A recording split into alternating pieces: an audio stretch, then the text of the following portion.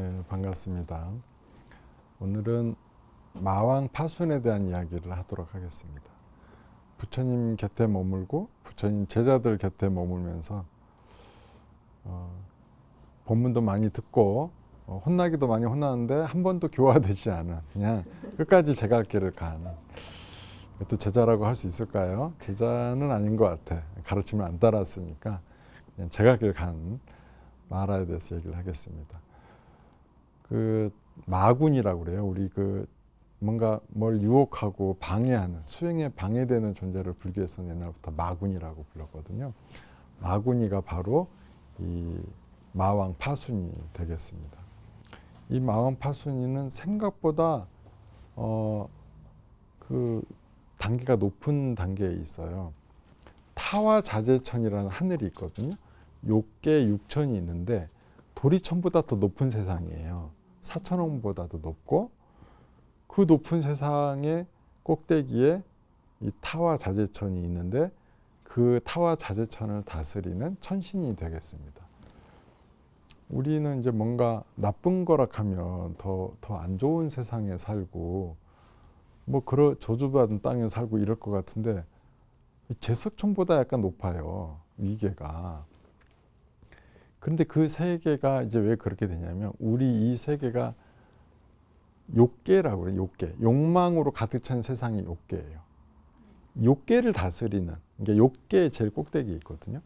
이 천신들에 사는 천신의 꼭대기에는 그 제석천왕이 있고, 천신이 아닌 천신, 이 천상세계 말고 천상세계에다가 플러스 인간계, 축생계, 아귀계, 수라계, 이런 거 다 합치면 이게 욕계거든요. 이 욕계 전체 대표라. 근데 이가 왜 이제 그렇게 높은 신인데 왜 나쁜 짓을 할까? 왜 마군이라는 소리를 듣고 사람들이 싫어하나? 이것은 그 세계가 뭘 먹느냐에 따라 달려 있어요. 그 세계는 욕계를 다스리기 때문에, 욕계에서는 욕망을 먹고 살잖아요. 그러니까 그 세계가 유지가 되려면 욕망이 가득해야 그 세계가 아주 탄탄하게 유지가 돼. 욕망을 떠난 세계는 이제 그 색계, 무색계로 가면, 색계는 색으로만 존재하는, 무색계는 그냥 색조차 없는 그런 세상이거든요. 근데 욕계는 욕계만 있어야 형성이 되는 거야. 그러니까 욕계가 욕망이 가득 차야지 자기가 다스린 땅들이 탄탄하고 잘 있고 그 욕망을 먹고 살아요. 다른 사람의 욕망이 깊어지고 강하면 강할수록 이 타와자재천에 사는 하늘 중생들은 먹을 게 풍부해져. 아주 수확이 가득해지는 거지. 그러니까 이 마왕 파수는 어떻게 해야 되겠어요? 이 욕계에 욕망이 가득 차도록 이렇게 자꾸 펌프질을 해야 돼. 그래야만 잘 살 수 있는 거야. 자기네 백성도 잘 살고 자기도 잘 살고 이 욕계도 탄탄해지고 이렇단 말이죠. 그러면 이 욕계를, 욕망과 집착으로 얽매여진 이 욕계 세상에, 이 세상을 무너뜨리는 가장 큰 마왕 파순의 입장에서 가장 큰 적은 누구겠어요? 부처님이지. 그렇죠. 그 욕망과 집착을 없애라고 가르치시잖아요. 아주 위험한 분이야. 아주 위험한 분이. 그래서 이렇게 지켜보고 있었는데 아니나 다를까 부처님께서 깨달음이 멀지 않으신 거예요. 그 깨달음이 멀지 않다 보니까 이 타와자재천에도 신호가 와. 그게 뭐냐면 그 세계가 전체가 흔들렸다고 그래요. 그러니까 욕망으로 가득 차야 되는데 이제 빈틈이 생기니까 이 땅이 흔들리는 거지. 그러니까 큰일 났다. 이 세계가 아주 무너지는, 욕망이 있어야 되는데, 그래야 우리가 먹을 게 있는데 이 세계가 무너지는 거 아니냐. 걱정이 돼가지고 부처님 곁에 이제 오게 됩니다. 다른 이들은 다 법문 듣기 위해서 오는데 방해하려고 다 이게 보고 그 아들하고 의논을 합니다. 근데 아들이 자기가 한번 보고 오겠다고 그래요.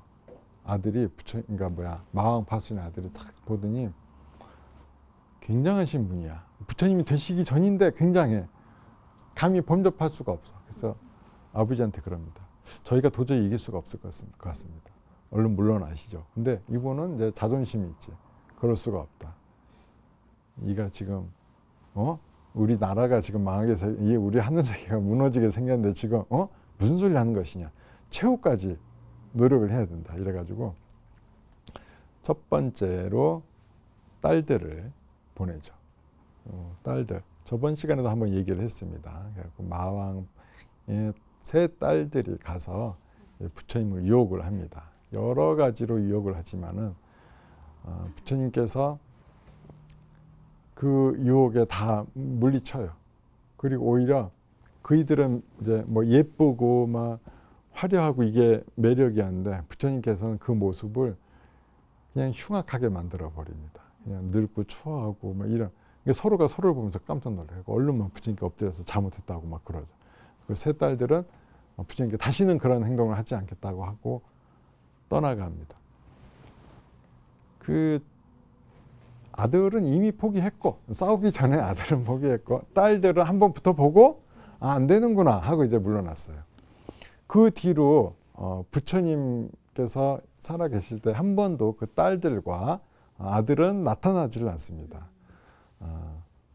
감히 할 수가 없는 거죠. 마왕파수는 계속 나타납니다. 계속 나타나는데 그러니까 이제 자기가 이제 다음에는 이번에 어떻게 했냐면 유언비어를 퍼뜨려요. 유언비어를. 사람이 참 속기 쉬운 게 거짓말이 생각보다 잘 속아요. 부처님께 뭐라 하냐면 석가족이 지금 다른 나라에 침입을 받아서 그 왕도 죽었고 다 죽고 있다. 얼른 가서 나머지 백성들이라도 살려야 되지 않겠냐. 그리고 너의 부인이었던 야수다라는 이미 겁탈을 당했고 아주 처참한 광경이다. 이런 얘기를 전해주는 거예요. 그거를 그 원래 부처님의 그 왕이 있을 때 시종을 이렇게 정신을 혼미하게 해갖고 이렇게 거짓으로 고백하게 하는 거지. 딱 그러니까 마왕이 와서 얘기하는 게 아니라니까. 시종이 부처님 시다타 태자 시절에 시종이 와서 얘기하니까 이건 뭐 딱 믿기 좋잖아요. 그런데 부처님께서는 일체의 미동도 없으십니다. 세간의 일에 한 걸음 완벽하게 떨어진 상태였고 그런 거에 휘둘리질 않아. 이미 어느 정도 경계가 굉장히 올라오신 거죠. 그러니까 이번에는 또 어떻게 하냐면 군대를 몰고 와. 군대를 몰고 와서 이제 수많은 군대로 부처님과 이제 전쟁을 하겠다고 이제. 부처님은 한 분인데 본인은 군대를 몰고 와. 그래가지고 이제 그러니까 거길 떠나라는 거야. 보리수 아래였거든요. 이 자리를 얼른 떠나거라. 왜냐면 이제 거기서 며칠만 있으면 깨달음 얻으시니까 거기서 쫓아내야 되는 거지. 보리수 아래서 성불을 한다는 거를 이제 방해를 해야 되는 거야. 그래서 그 자리는 내 자리니 넌 이 자리에 설 자격이 없다. 얼른 나가라. 그러니까 부처님께서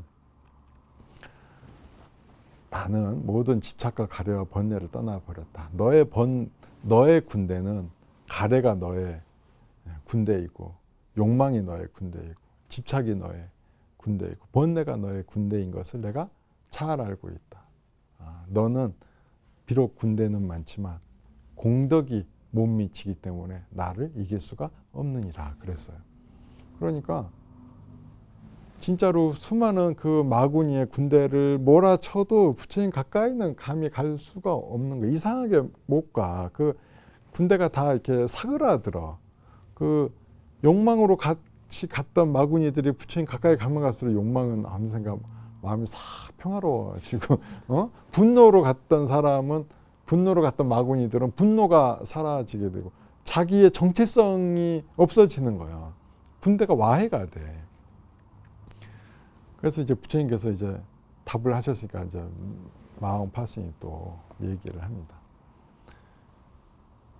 그래 그 네가 지었다는 그 공덕은 그 어느 누가 그거를 증명해 줄 것이냐. 지금 내 눈에 보이지도 않는다 이래요. 그러자 부처님께서는 나는 이미 이 수많은 보상을 하면서 수많은 공덕을 지었고 이것 내가 지은 공덕은 이 땅에 다 남아있다. 그 흔적들이. 이 땅의 신이 나를 증명해 줄 것이다 하면서 손가락으로 엄지손가락으로 땅을 이렇게 딱 가리켜요. 그러자 땅의 신이 제가 증명하겠습니다. 땅의 신이 일어나. 그러니까 땅이 이렇게 벌떡 들고 일어나는 거야. 그러니까 마왕 파순의 군대들이 순식간에 놀라가지고 다 도망가고 다 흩어져 버리는 거예요. 그래서 그 저 마왕 파순도 기절을 했지. 기절하고만 도망가고 그래도 이제 그때 그냥 다 물러쳐 다 도망가 버려요. 마왕 파순까지 싹 다 사라져. 근데 부처님께서 이렇게 손가락으로 땅을 가리켰잖아요. 우리 부처님 앉아 계신 모습을 보면 이게 손은 이렇게 하시고 엄지손가락으로 이렇게 땅을 가리킨 장면이 있어요. 이 수인의 이름이 뭐냐면 항마촉지인이라는 것입니다. 땅을 가리켜서 마군을 항복받았다. 그러니까 마왕 파순이를 물리쳤다. 그러니까 마왕 파순이 뭐한테 놀라서 도망갔어요? 부처님의 공덕 때문에 놀란 거지. 그 공덕을 증명해냈으니까. 마구니를 이기는 방법? 여기서 힌트가 좀 나오지 않아요? 공덕이라는 거지, 공덕. 그러니까 욕망과 집착과 번뇌 수많은 그 마왕 파순이의 군대를 가서 사람의 이거를 다 뒤흔들려고 했지만 공덕이 많은 사람한테는 감히 흔들 수가 없었다. 그 일을 나쁜 길로 빠뜨리려고 하였으나 공덕이 많은 사람은 결코 그 나쁜 길로 가지를 않았다라는 거죠.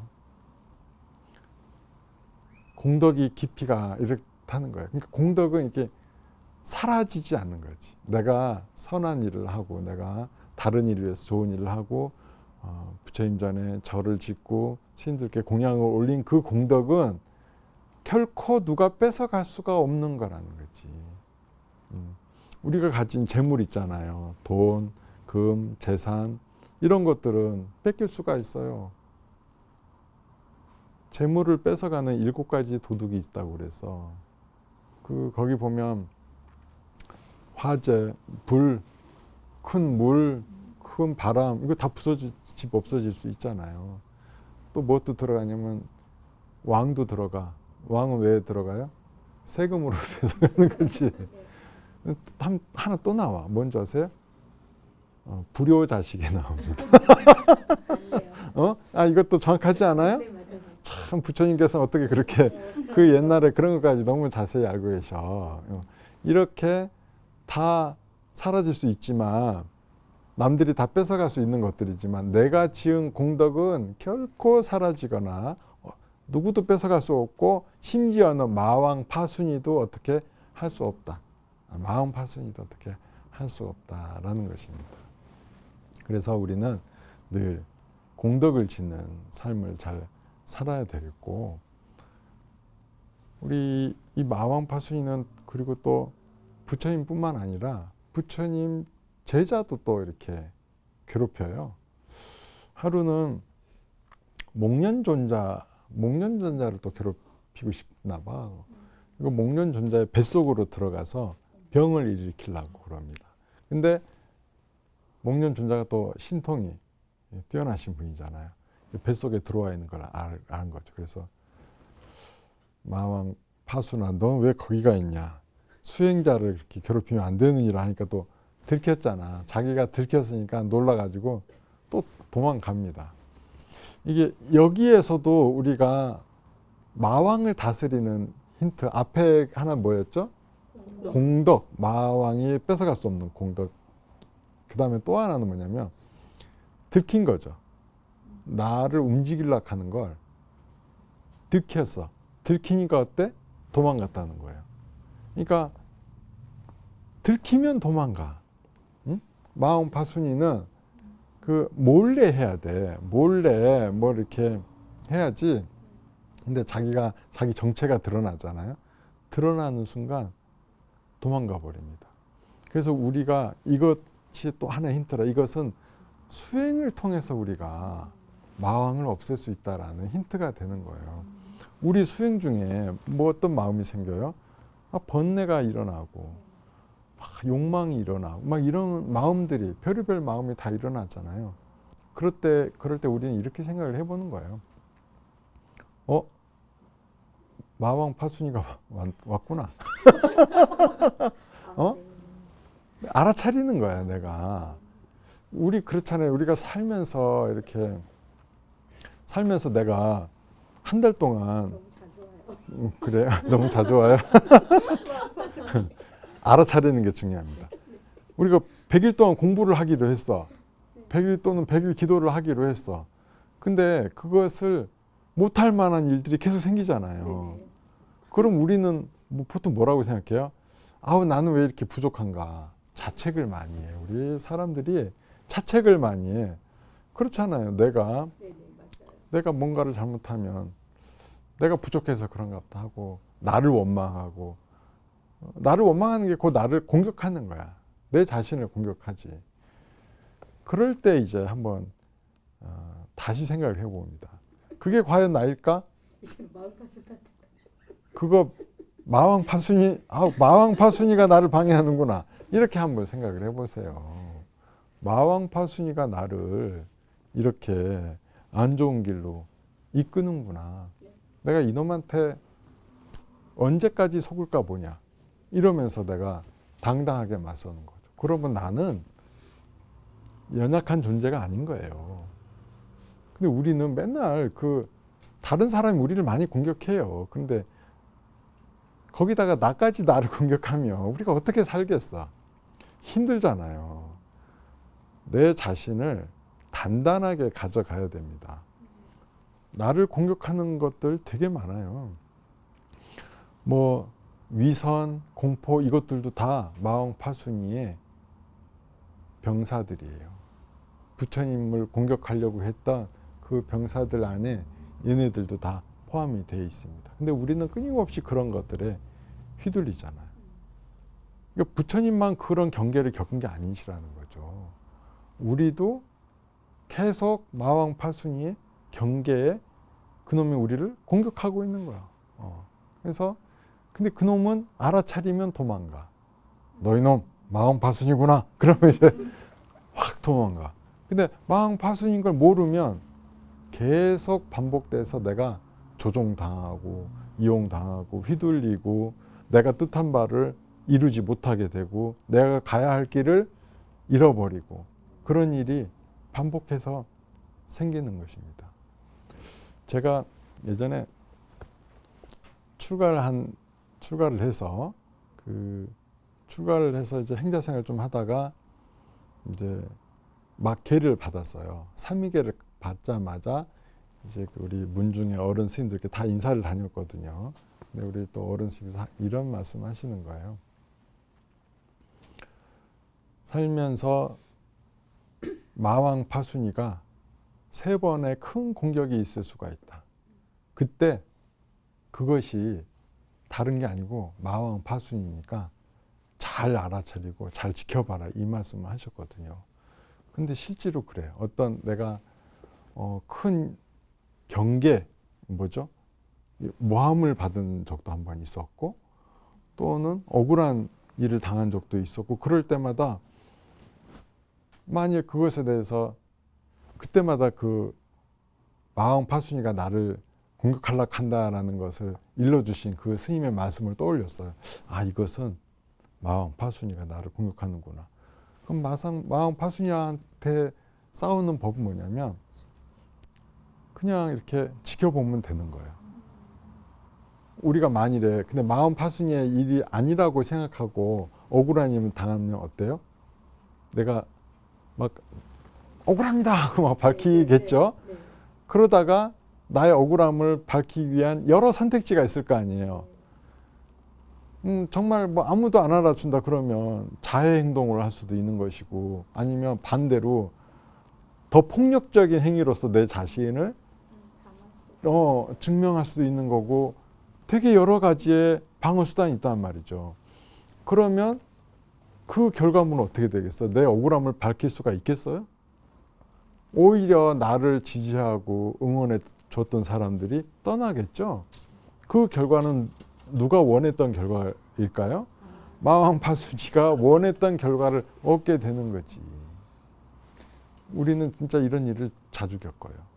자주 겪는데 그것이 누가 나를 방해한지를 잘 모르기 때문에 자꾸만 반복해서 똑같은 유혹에 넘어가고 그렇게 되는 겁니다.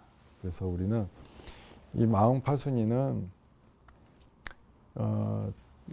부처님께 이제 되게 자주 나타나요. 그 이제 탕마 촉진 이 사건 이후로 도망갔다가 부처님께서 깨달음 얻으세요. 그러면 안 와야 될 거 아니에요. 또 와요. 또 와가. 이제 언제 오냐면 그 부처님께서 이렇게 깨달음 얻으시고 한 49일간 선정을 계속 듭니다. 그래서 12인연법에 대해서 역순으로 순관, 역관 해가면서 다 진리를 다 살펴봐요. 다 세상을 다 두루 알게 됐어. 그러고 나니까 한 가지 회의감이 하나가 드는 게 뭐냐면 당신이 가진 법을 다 일러주면 사람들이 믿고 따를 것인가? 그거에 대한 의심이 들어. 왜냐하면 세상 사람들이 살아가고 있는 원칙을 부처님이 본 법과 너무 달라.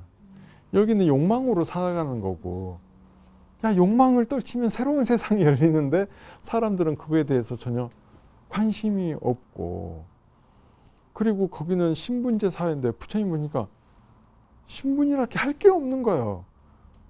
윤회하면 전생에 왕이었다가 지금은 거지가 됐다가 이거 맨날 바뀌는데 이게 무슨 거냐. 그런데 세상 사람들은 또 신분제 사회 속에 살고 있고, 그러니까 야, 이게 되겠나. 중생들이 아직 많이 부족한데 이런 생각이 딱 드는 거예요. 그때 또 옵니다. 이게 그때 또 와요. 또 와가지고 뭐라 하냐면 부처님 이제 그런 말 들을 사람 없습니다.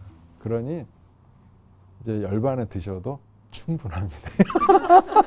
아니 이제 부처님이 됐는데 와우 바로 벌써 열반에 들어. 중생을 한 명도 구제를 하지 못했는데 바로 와 대단하다. 정말 마왕파순이다. 정말 제 역할을 잘하고 있는 사람이고 천신이지 천신. 근데 그 뒤에 범천이라는 신이 내려와요.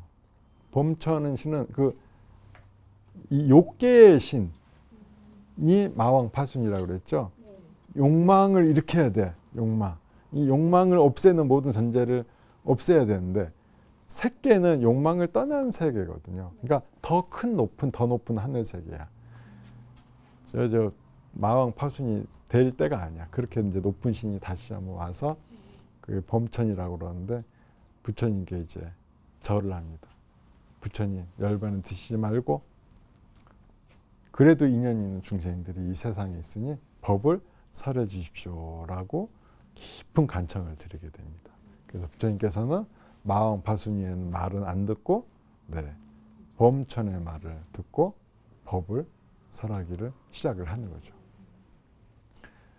그 범천한테는 이제 고난의 시작이지. 부처님께서는 아셨고 법을 설하기 시작을 하셨으니까. 근데 부처님께서는 나중에 얼마까지 사세요? 80세까지 사시거든요. 굉장히 당시에 80 대단한 거예요. 옛날에는 뭐 우리 어르신들 보면은 60 한갑만 해도 잔치했던 게 그때까지 살기도 어려웠기 때문에 굉장히 어르신 대접을 했거든요. 근데 요새 60은 그렇게 어르신인가요? 이렇게 청년이야. 요새는 청년이야, 60도. 그래서 그러니까 그 세계 동안 그렇게 그 타화자재천이 흔들리고 그냥 매일 불안에 떨었대요. 그러니까 마하파순이도 힘들었어. 부처님 때문에 굉장히 힘들고 어렵게 삽니다. 근데 부처님께서 이제 80이 되셨을 때 한 가지 특별한 이제 말씀을 하시게 돼요. 뭐냐면 아난한테 이런 얘기를 해요. 아나나 열에는 마음만 먹으면 이 세상에 영원히 머무를 수 있느니라라고 얘기를 해요. 그때 이제 평소에 아난 같으면 그러면 왜냐면 아나는 항상 부처님께 뭐 늘 시봉하고 그랬으니까 부처님 뭐 말만 하면 부처님 자세히 말씀해 주십시오.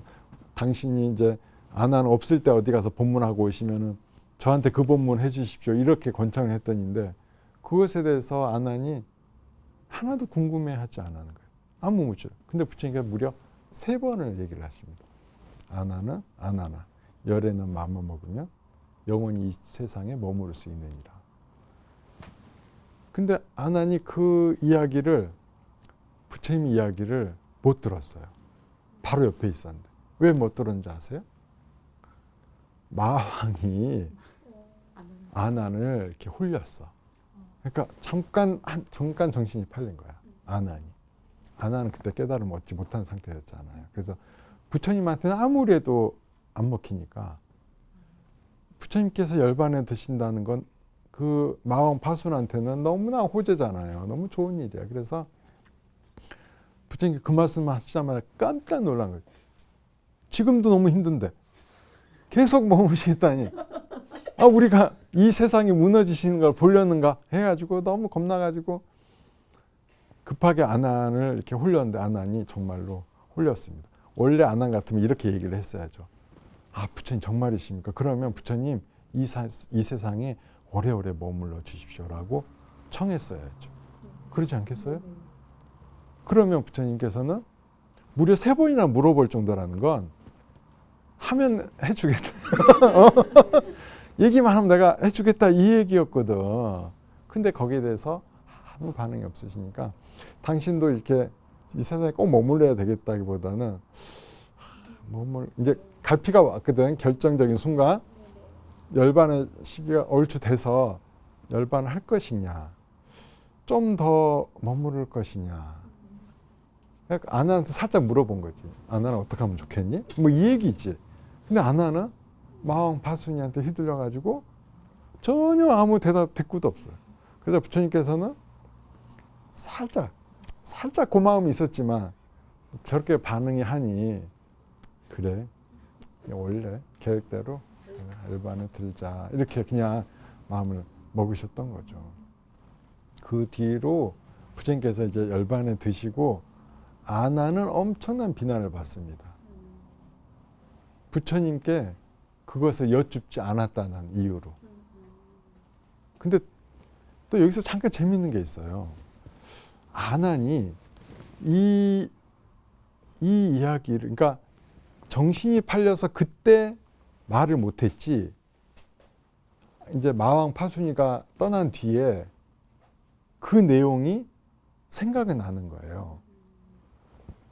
이 내용을 들은 이는 마왕 파순이하고 아난밖에 없어. 그래서 아난이 아무 소리 안 하고 있었잖아요. 그러면 다른 스님들은 몰라. 그래서 아난을 공격할래야 공격할 수도 없는 거지. 그런데 아난은 부처님께서 얘기하신 모든 바를 다 사람들이 얘기했습니다. 본인이 보고 들었던 모든 내용을. 그 내용 중에 의심 가는 것 같고 질문해서 그때 제가 아무 답을 부처님께 아무 말씀 안 했습니다. 그때 너 왜 부처님 그때 그때 조금만 얘기했으면 머무를 수 있을 텐데. 그래갖고 아난이 부처님을 열반에 드시게 했다라는 그 원흉이 돼가지고 엄청난 마음고생을 합니다. 스님들에게 비난도 많이 받고. 그래서 되게 그 위태위태해져요. 왜냐하면 사실은 아난이 없으면 안 돼요. 왜냐? 잘 생각을 해보세요. 아난 존자가 어떤 분인지. 아난 존자는 모든 부처님의 본문을 다 통째로 외우시는 분이에요. 그래서 아난 존자가 본문을 하는 순간 그것은 부처님의 본문과 하나도 다를 바가 없는 거예요. 그래서 아난이 최고의 높은 자리로 올라간다는 것은 부처님 제세시와 하나도 다를 바가 없는 거지. 놀라운 일인 거지 않아요? 그런 거지. 그러면 그거를 지켜보더니가 가섭존자였던 거죠. 아난이 저렇게 공격을 받으면 안 되는 거야. 큰일 나. 그러니까 아난이 만일에 그렇게 공격받아서 신뢰를 잃어버리잖아요. 승단의 신뢰를 잃으면 아난이 법문할 수 있는 자격에서 박탈이 된다. 그러면 어떻게 되겠어요? 부처님과 같은 법문을 할 리가 없어지는 거지. 할 수는 있겠지. 하지만 토막토막 전부 다는 할 수 없겠지.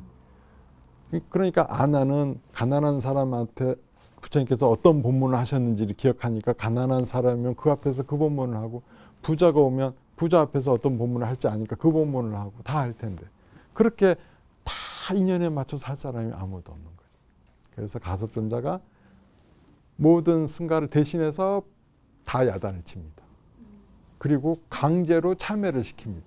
강제로. 그렇게 아난존자는 참회를 딱히 하고 싶은 마음이 없었어요. 어떤 구절에서 어떤 구절 때문에 그러냐면, 저는 그것이 딱히 그러다고 생각되지는 않지만 여러분들이 승가가 그렇게 지적을 하시니 저는 그 부분에 대해서 참회를 하겠습니다. 이렇게 얘기한 거야. 또 문제를 만드시네요. 그렇지. 그래서 그래도 강제로 어쨌든 참여를 했잖아. 네네. 근데 우리 승가 안에서 참여라는 것은 참여하면 그건 받아줘야 되는 거예요. 우리는. 여러 사람에서 고백한다는 건 큰 용기가 필요한 한 거거든요. 그런 건 받아줘야 돼. 안 하겠다고 결심하는 것을 안 받아주면 안 되는 거예요. 이게 참여를 했기 때문에 그 부분은 다음부터는 어때요? 뭐라 할 수가 없어. 마음으로 뭐라 하고 싶은데 이미 참여를 받아줬단 말이지. 어떻게 뭐라 할 수 있겠어. 어쨌든 이 마왕 파순이 여러 가지 실패를 했지만 부처님이 이 사바세계에 지금껏 머무르게 할 수도 있었으나 그거는 못하게 했다. 그거는 방해를 했다. 부처님을 공격해서 한 게 아니라 아난을 공격해서 그게 먹혔다는 것입니다. 그리고 이제 마왕 파순이 또 부처님을 유혹했던 또 다른 이야기가 있습니다. 원래 부처님께서는 탁발을 이렇게 늘 다니시잖아요. 그래서 규칙을 정하셨는데 그게 뭐냐면 7집을 돌면서 탁발을 하게 돼 있어요. 그 규칙은 부처님께서 만드셨고 모든 제자들이 똑같이 잘 시행하고 있었습니다. 그러니까 부잣집만 다녀도 안 되고 가난한 집만 다녀도 안 되고 똑같이 무조건 7집을 다녀야 돼요. 그러면 음식을 못 받은 일이 생기면 어떻게 될까요? 음식을 내가 못 빌었어. 그럼 이제 굶던가, 이제 보통 다른 스님들은 어떤 사람이 이제 못 빌면 이제 대신 본인이 이제 많이 받은 스님이 나눠주기도 하고 그렇게 해요. 그렇게 해서 이제 잘 지냅니다. 근데 부처님께서 어느 날 탁발을 나가셨는데, 근데 하필 그 마을에 큰 잔치가 열린 거예요. 그래가지고 사람들이 다 집을 비웠어. 그 이제 우리 뭐 요새도 뭐 옛날에도 마을 동네 운동회 뭐 이런 거 하면은 집마다 텅텅 비잖아요. 다 거기 가 있고 거의 그런 형국이라. 그러니까 7집이 뭐요? 한 100집, 200집이 다 비어 있는 거지. 그러니까 음식을 얻을 수 있겠어요? 없겠어요. 음식을 얻을 수가 없는 거지. 부처님께서 7집을 돌았으나 하나의 음식도 받지를 못합니다. 공양을 못 받으신 거죠. 그러니까 당연히 부처님께서는 이제 돌아가시죠. 그때 마왕파순이 또 나타나요. 또 요 틈을 노리. 마왕파순 항상 틈을 노려. 그 정면 돌격을 안 합니다. 항상 틈이 어딨나, 사람의 마음이 비어있는 틈이 어딨나, 사람의 행동에 빈 틈이 어딨나를 보고 들어옵니다. 공양을 못 받으셨다. 아, 요거 큰 틈이다. 그래서 이제 탁 내려갑니다. 내려가지고 유혹을 합니다. 부처님, 그 7집을 해서 못 얻었는데 몇 집만 더 돌면 음식을 얻을 수 있을 것 같습니다. 부처님, 마을로 다시 가시죠. 이렇게 얘기하는 거예요. 그럼 가면 어떻게 되겠어? 부처님께서. 그렇지. 부처님이 만든 계율을 부처님 스스로 어긴다는 거 있을 수 없는 일이죠. 당신이 먼저 지켰어요. 결코 당신이 계율을 어긴 적이 없습니다. 당신이 얘기하신 바는 앞으로 이거 하면 안 된다. 당신은 이미 안 하고 있는 거예요. 제자들 이를 때 항상 그렇게 합니다. 제자들을 못하게 하는 것 당신도 절대 안 하셨던 거죠. 그래서 그 유혹을 또 해요. 배고프지 않습니까? 얼른 가서 음식을 먹어야 되지 않겠습니까? 그래요. 그래서 부처님께서는 파수나 저리 가거라. 열에는 그렇게 음식을 탐하지를 않는다. 열에는 해탈 열반을 음식으로 삼는다라고 얘기를 해줍니다.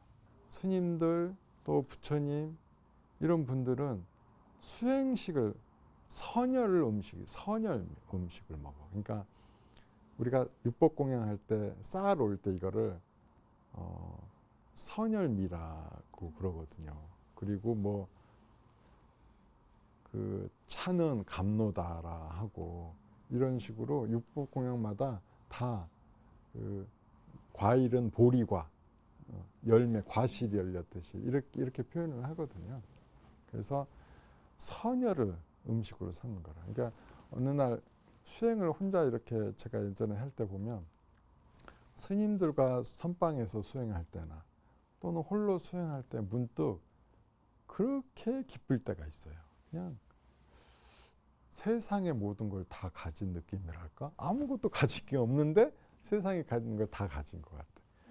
마음에 번뇌가 좀 사라진 상태가 오면 그렇게 큰 기쁨이 와요.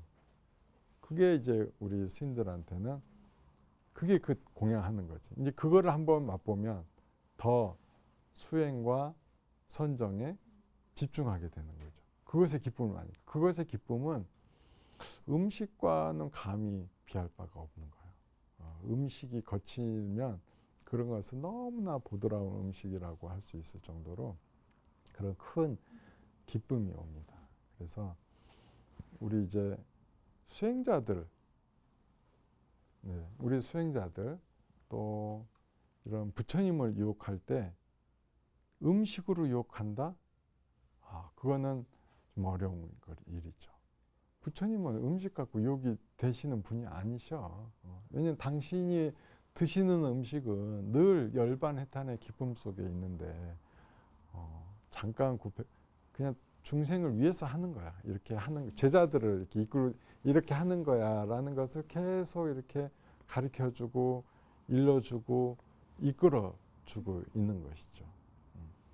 그래서 우리가 특히 스님들이 또 우리 스님들 따르는 불자님들이 취해야 할 것, 또 먹어야 할 것, 이런 것은 기도 정진의 어떤 기쁨, 또 스님들처럼 선열의 기쁨, 이런 것을 궁극에는 맨 마지막에는 부처님과 같은 해탈 열반의 음식을 먹기 위해서 우리가 노력을 해야 되는 거죠. 뭘 먹어야 될 것인가. 음식에만 내가 취하면 바로 마왕 파순이한테 또 끄달리는 것 같아요. 끊기 어렵지. 끊기 어려워. 끊는 건 불가능하지만 조금씩 덜 먹겠다라는 것. 내가 탐을 덜 내겠다. 이렇게 보고 맛있으면 무조건 먹어야 되는 거 아니고 안 먹을 수도 있는 것? 선택이라. 음식도 선택이에요. 그렇잖아요. 우리가 한참 자랄 때는 많이 먹는데 어느 정도 자라 있으면 더 이상 성장을 안 하니까 사실 얼마 안 먹어도 살 수 있어요. 우리 스님들은 대부분 한 선방에 있을 때는 거의 2끼 정도밖에 안 드세요. 저도 선방에 있을 때 항상 일종씩만, 저 그때는 하루에 한 끼밖에 안 먹었거든요. 일종씩을 늘 합니다. 그게 수행하기는 오히려 마음이 편하고 속도 편하고 그래요. 배고픔, 뱃속에 들어찬 것을 비우는 것이 주는 기쁨이 또 있어요. 꽉 찬 것도 기쁨인데 꽉 찬 것보다 비어있을 때 느끼는 기쁨도 생각보다 커요. 그래서 비어있음을 한번 기쁨으로 삼아보는 거죠. 우리가 번뇌 집착을 없애는 걸 기쁨으로 삼고, 그래서 마왕 파순이의 병사에 우리가 휘둘리지 않게끔, 마왕 파순이 유혹하는 그것들을 안 넘어가려면 우리는 정반대의 길을 걸어야 돼.